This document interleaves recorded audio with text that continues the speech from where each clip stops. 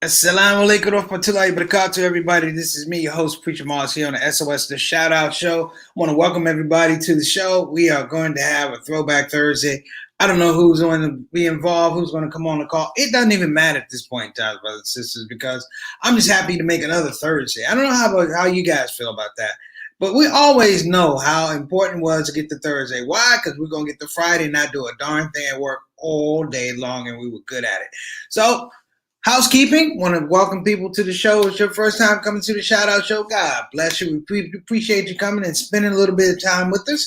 That's number one. For the people who tune in on the regular, you know your brother Preacher Mars loves you and appreciates your support. Now look, on Throwback Thursday, it's a little bit different because I'm going to talk about some things that are not COVID. I'm not going to talk about some things that are not the economy. I'm going to talk about some things that are not 45 because, you know, 45 makes you wish a little bit.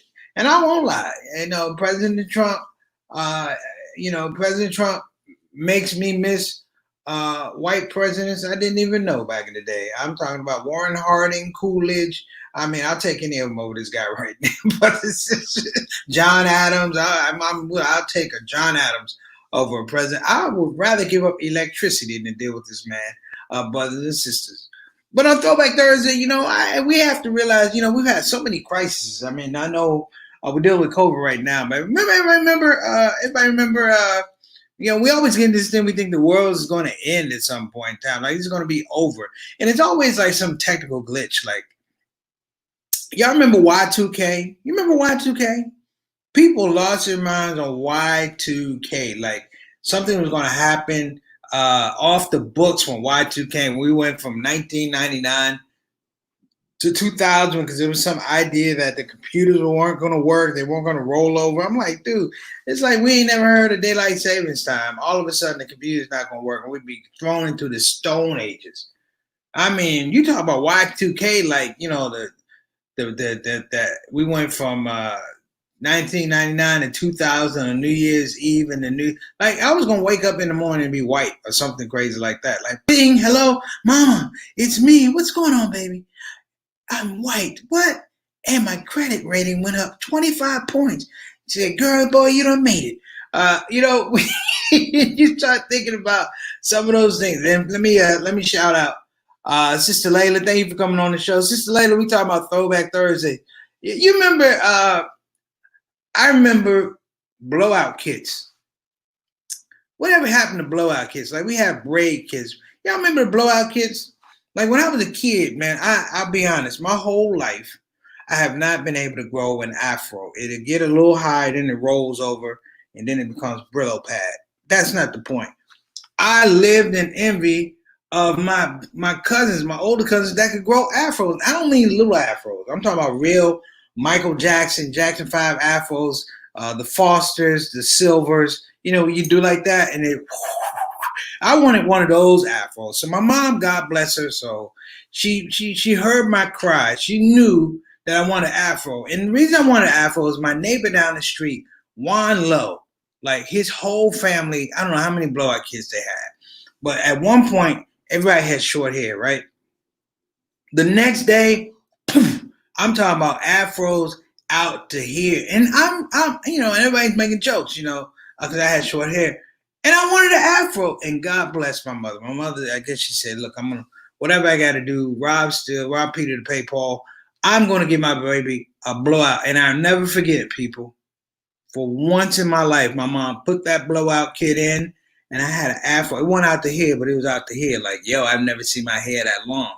And I was so happy. Now, and the reason is because my mother could have an afro, my dad could have an afro, but I couldn't have an afro. I don't know what it is. I don't know what happened. I got shortchanged. But brothers and sisters, when I tell you I had an afro to die for, I mean, it was out to here. It was beautiful. It was the most beautiful afro I ever had because I couldn't grow afro anyway. I mean, it was maybe out to here, people.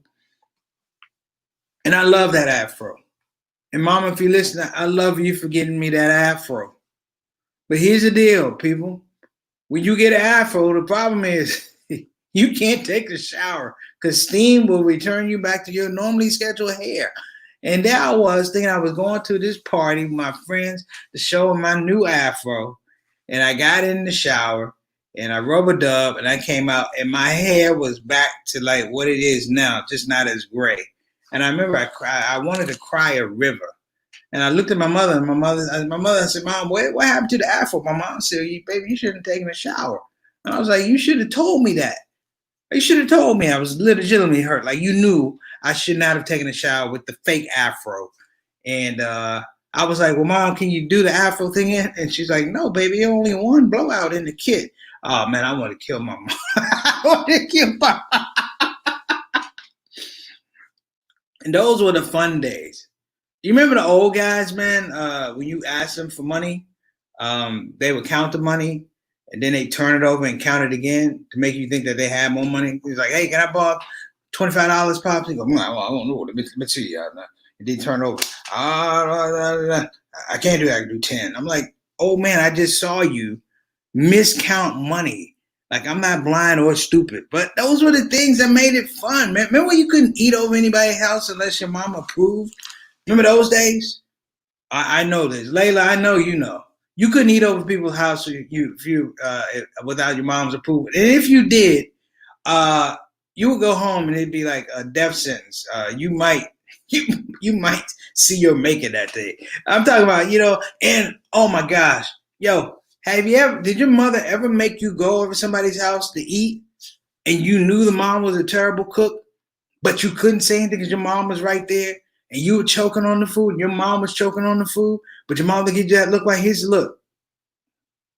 That look says, if you say anything, I'm going to kill you in public. Let me look again.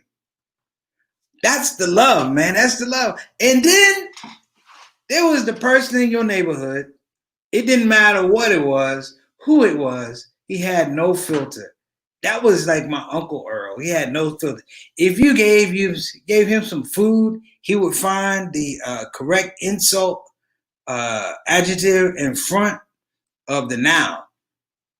He'd be like, horrific meatloaf. You see what I did there? He put the adjective in front. He didn't say the meatloaf is horrific, or he put the correct expletive. Damn, this is terrible meatloaf. I was like, man, he's a genius. How come we don't have that anymore? Like, I'm thinking about this. My man right here, Mike Baxendale, is on the show. I've known Mike Baxendale since I was 17 years old, brothers and sisters. 17 years old. And this is before I was Muslim. You remember when you were back in the day, man, and how awkward it was when you trying to be cool, trying to be an adult. You were like 17, 18, trying to act like you were 30.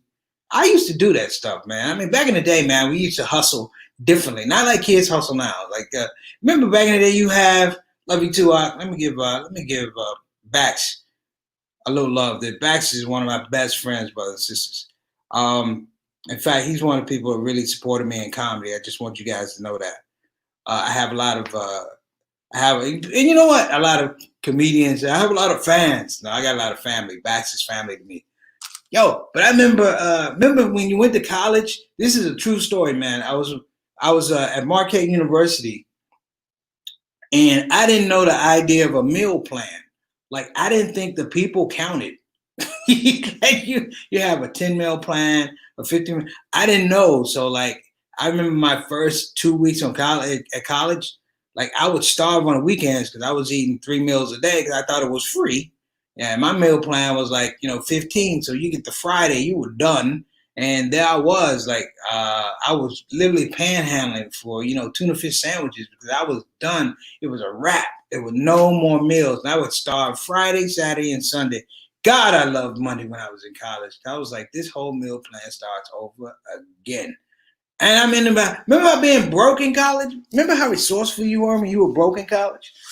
I mean, I always want to say, click the link if you ever donated blood to go out on the weekend. That's just for me and Bad. Remember your money ran a little short? Remember that conversation you had with your mom or your dad? Hey, Dad, how you doing? Hey, boy, what's going on? Hey, that would that be it? And he'd be like, what's going on? I said, well, I'm trying to, how's school going, son? I said, school is expensive. He said, what do you mean expensive? He said, and your parents gonna ask you for money. You know why? Because they tell you they sent you money. I don't know, boy. I know you're gonna ask me for money. I sent you $100 2 years ago. You know what they spent? I sent you $100 6 months ago. You telling me you burned through that $100? I'm like, it was 6 months ago. I don't give a damn. That was my dad right there. So I mean, it's funny, man. And you know what was really hilarious? A throwback Thursday moment is the first time I ever performed in front of my dad. A true story, man. True story. It was at a place called the Greenbelt Comedy Connection. And I was there. I can't remember. I was there with AJ Jamal, a guy named AJ Jamal, also Muslim, as a matter of fact. And we were doing a show, and it was like my big thing. My mom, God love my mom, went and pestered every media outlet in Greenbelt. So this is hilarious. I actually, as an opener, a middle act, if you will, I actually got news coverage in the Greenbelt paper, PG Plaza. So the headliner didn't get it. I got it. So it was funny because that normally not the way it works. But we're sitting in the club and I'm having a really good set. And my dad's sitting there. And, he really wasn't 100% at the beginning about me doing stand-up. And I understand because in his mind, he's like, I invested all this money for you to go up and talk in front of people you don't know. That's what he was saying. And he was, he was like, hey, you ain't no Richard Pryor. He give you everybody, hey, you tell them you ain't no damn Richard Pryor. You ain't no Red Fox. He knew all of them. You ain't no Pygmy Markham. You know all the dead ones. You ain't no Mantan Moreland. I'm like, Pop, stop. You ain't no Moms Mabley. I'm like, you're getting older and older. Let me give you a shout out. Yeah. My pops, he's in the audience. He kind of starts heckling me a little bit. Dad's when your dad ain't, it's like, my mom made him come. He's like, ugh. And I literally, started ripping on my dad during the show. I was like, hey, you want to be part of the show? Here's the way it goes. And my mom is the same. My mom is a good people. Mom, I'm going to give you some love too. I don't know what. She's on. Okay, she's cool. Because your parents are like your biggest supporters. And you can hear your mom and your dad arguing about your decisions. So I come on from the club. Yeah, I ain't put on. Yeah, my dad upset. I ain't put on damn motherfucker to go to school and entertain. You gotta live his dream. I don't give a damn when he pay for his dream. He can live his dream. I'm like, Pops, where is this going, man? But I mean, don't get me wrong. Me and my pops are cool now because I perform and I have a job and I give him money every once in a while. But I think that's the thing, man. And you know what? You know what I miss, man? I miss Throwback Thursdays. You know what I miss? Back me up on this, man. I miss listening to records that had album covers. Like you would read, they had really nice album covers. Like I love Parliament Funkadelic. I'm gonna say that. Maggot Brain, everything they put out. You know why? Because they come up with these elaborate album covers, and you would listen to it like, "Yo, this is dope," and it's like this is crazy. But you would actually get to read the label, and even the old jazz albums, man. With the downloads, you don't really get that anymore. Like you don't really get the jacket like you used to. And you know what I miss, man? I miss impromptu barbecues. Impromptu. What I mean is, you just come home and go, one day I don't feel like using the oven. I'm going to use the grill and I'm going to put a couple steaks on it. Those are the best steaks in the world. And I'm going to tell you why it was because it might not even be on a weekend. It might be on a Thursday. It might be on a Thursday afternoon. And I knew my dad, he might go to work, but he won't do no work. His hours are really, I'm going to work hard Monday to Thursday. Afternoon, Friday, you got to go for yourself. And you got to go there. I mean, everybody remember, man, just waiting on your check on a Friday? It's like the only reason you came to work was to get your check. Like the boss is like, work today, boss? I'm like, I'm going to work up to about 12 when them checks come out. But, that was the love, because you could be honest. I mean, think about it. When you were 17, 18, how many people remember getting your check and cashing at the liquor store because you didn't have a bank account? That was there was a place for me in DC. It was called Sam's Liquor Store on Georgia Avenue, and we would go to Sam's after we pick up our check on Friday, and we would go to Sam's, and I think Sam's charged like $1 or something like that. And we were the happiest people in the world. Little I know that was probably the blueprint for predatory lending, but it is. That was the original payday loan. And I'm thinking about this too, man. I heard this. I heard this phrase here. Um, it was a security guard. It was a security guard I saw maybe about 2 months ago, and he was old. And I don't mean old well, he was old. I mean, how many of y'all saw somebody doing a job? They were way past their prime, but the people kept them on there. Like I go to a bank sometimes, and you see a security guard there, and he's like 175 years old. Like if he had to pull his gun, the altered balance will not make him fall like that. Like if he had to pull his gun, it'd be a slingshot. He didn't have any concept of guns. I heard a guy. I'm sitting here at this establishment. I won't say what it is, but he was the security guard, and he made me extremely insecure because I realized if something major broke out, he could not help anybody there. But he was lovable. Does that make sense? He was lovable. He couldn't help anybody. And there were two guys about to fight, two big guys. He was really little, and maybe he's pushing like 74 years old. He shouldn't be out there, right? I know I say 70, not 70, maybe like 70 years old. But he knew somebody, or he had some evidence he could blackmail people with that allowed him to keep that job. And he got in between these two dudes, like really big dudes about to go at it with the security jacket on. And he said something that made all of us stop. Like the guys were about to fight, and they were so taken off by what he looked at these two guys. He said,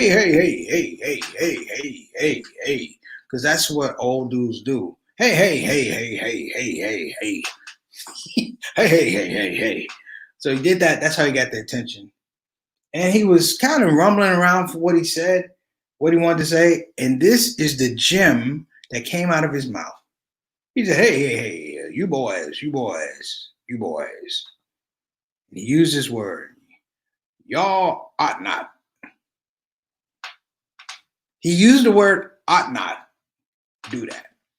Ought not do that. You know how long it's been since I heard the word ought not? You ought not do that. Ought not. Ought not. Ought not. I'm trying to figure out the etymology behind the words ought not. Because I don't even know. There's not an ought, it's ought. Ought not. And I'm laughing because we all started laughing because this guy totally disarmed everybody because we were laughing at the use of the word ought not. And we were sitting there trying to remember the last time we actually heard that word ought not. And we missed that, man. I miss things that happen in the masjid. We haven't gone to pray for a long time. I miss things that happen in the masjid, man. Like a Taraweeh prayers. This ever happened to you? This happened in one of my masjids. The person who was leading the prayer actually fell asleep. He actually fell asleep, and we were like, we're sitting down here like we've been out here a long time, and this is what we heard as soon as you did. This is what you heard. I was like, man, he done gone to sleep. And then I tried to be subtle and reach out and pull his toe, and the more I pulled his toe, the louder he snored. So it was like, I was like, wow, we in the first part. And then he woke up like everybody wakes up that didn't know they woke up. He wakes up like, what y'all looking at? What's going on? I'm like, you know what's going on, dude. It's like in church, man. You know, I wasn't always Muslim. It's like in church.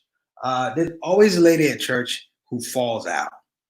You can always tell that she has gotten the most out of her fallout at church. And this is how you know. In church, normally you have people that run the first aid station. So if you fall out, they'll take you and cool you off and bring you back around, right? there's always a lady in church that just does it every week. Like she is like clockwork. Oh hell, bam, fall, and they take her back. I was at this one church in Milwaukee, and this lady actually, I guess she was the professional fallout lady. I don't know if that's a word. She was a professional Holy Ghost fallout lady. Can we call it the professional Holy Ghost fallout lady? And I knew that she had worn out her welcome. I knew she had worn out. I'm going to tell you why. This woman got up in front of a church. About 200 people fell out, and nobody went to pick her up. They just kept going like, there she go again. She crazy. She think I ain't gonna pick her up. I picked her up last week. She could lay her right there, and when we leave, it should be a speed bump. She don't get up out of the church. I'm like, y'all are cold blooded. And then the next week, I didn't see her, and I was at an event with my roommate Barry. He was a gospel singer, and we went to another church where he was doing a show. And Barry singing, and I look up, and it was the fallout lady. She fell out on Amazing Grace. She was like, oh, bam. And the same conversation was like, I ain't gonna pick her. I saw her last week fall out. And she I ain't gonna hurt my back with her. She a little heavy. You want me to pick up? She's gonna have to lose a few. I was like, man, but you miss that. You miss going to church. I don't miss going to church. But you know what's kind of funny is when your mother will make you go, and things would happen in church. Like, I don't know about you guys, but I would have to go to church, and I make kids laugh, but my mother will blame me for making other people laugh. Like, one of my favorite characteristics as comedians, I can tell a joke and not laugh at my own joke. I let everybody else watch. I get everybody else in trouble. And when I was a kid, I used to tell jokes before church, after church, during church. We had a reverend. His name was Reverend John Johnson. And he was a very kind man, very loving man. But I don't mean to be critical. But at the age of 7, I realized he was an effective public speaker. He would mumble his whole sermon. And as a kid, I actually came up with a character for him. I called him Reverend Spitty Mouth because that was the only thing we could understand him saying. That's all we heard. That was a word. Verb, noun, adverb. And he would do that. And we loved it. Then we called him Reverend Spitty Mouth. He said, the Lord. And then like, and that was it. And, that kind of character, we have imams. I love imams. But you know what? Loosen up a little bit. Loosen, it's all right, imams. If any of you are listening, loosen up a little bit. Have some fun. I think the imams should make jokes. Just not major jokes, but just little jokes. I was and some of them tell me jokes that they really shouldn't. But you know what? I think that the community we're a little bit looser because we have fun. Just a little bit. So throwback. Question. Go to the comment section. What was the last piece of music you listened to on 8-track? I know the last piece of music I listened to. It was Lakeside. No. It was Al Green on 8-track. And the song was How Do You Mend a Broken Heart? And with the 8-track, why is it when the 8-track would click, it wouldn't click up with the same song?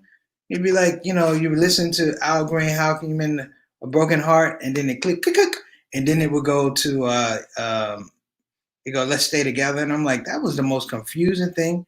Okay, we got some ice. That's it. The Bee Gees. Okay, all right, the Bee Gees. Thank you, sister. You know what? And here's a funny thing in the Black community. This is hilarious. Maybe it's hilarious to me. It was funny how we groove to some really funky jams, and then we get really upset, damn near racist, when we found out the artists were white. Remember AWB? AWB. It said average white man, and they had Pick Up the Pieces, Schoolboy Q. They had all these songs. They were just dope songs. And we got mad when we found out, they were white. But the crazy part was the name of the band was called average white man. And I remember talking to my boys, I ain't know, I ain't know they were white like that. I didn't know what white meant, but he was like, yeah, I ain't know what I thought they were white, but not white, like white, black rhythm. So, I mean, that was hilarious, man. You start thinking about some of those things. And of course, television back in the day. This is way back throwback day.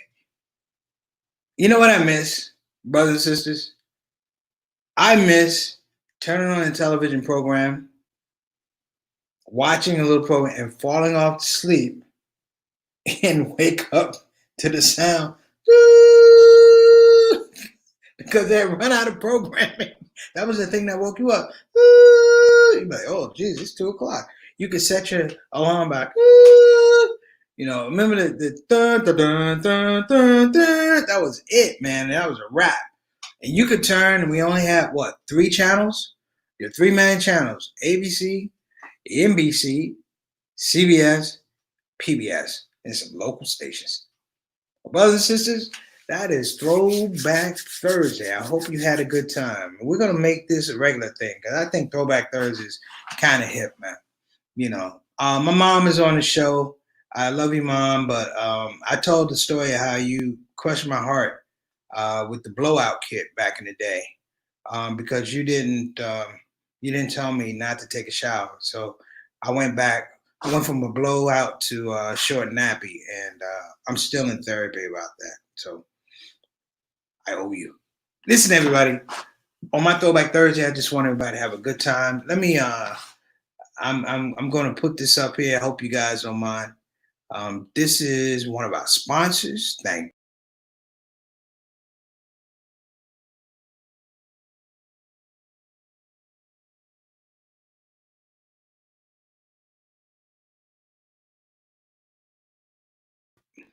Sorry about that, everybody. I don't know what's going on there. Have some problems with the computer, but it's all right. I'm not gonna worry about my sponsor. My oil sponsor is Tarifa. Next week, maybe I'm gonna give away some bottles of some real scents. And when I say oil, I mean like real perfume, not like you used to give your father on Father's Day, Brut, Fabergé, Brut by Menon. Remember that? You used to give them real bad ties and stuff like that. That's why a lot of fathers left their families because of those ties and the Brut. They just couldn't handle it. One more bottle of Irish Spring, one more bar of Irish Spring, Pops just couldn't handle it. He didn't feel love and appreciate it. But we're going to take care of that. We're going to keep families together, and I'm going to come out and I'm going to let you guys have some of these oils. We have some gifts. In case you guys don't know, we are motoring towards our 100th show, which will be August the 1st, believe it or not, the 100th show, the ShOUT show. So I'm going to ask everybody to pray for me that we make it there, number one. Number two is we're going to ask you to give us some shout-outs. I'm going to have an address for you to go to, an email address. We're going to ask for some of your shout-outs, nothing longer than 10, 15 seconds. Shout out with who you feel, shout out the show. And we're going to do a long reel, man, because I think part of the shows are things about television these days. They don't appreciate the audience like they should. I appreciate you. I always try and tell you at the beginning of the show, I appreciate you. And at this point, I'm going to tell you at the end. Big Backs, thank you for coming on the show. Mama San, no more blowouts. Sister Santiago, stay blessed. BGs, staying alive. Sister Ree, I just finished off that last turkey drumstick. And Layla, I miss you. Everybody, have a great Thursday. Assalamu alaikum wa rahmatullahi wa barakatuh. Peace. See you tomorrow.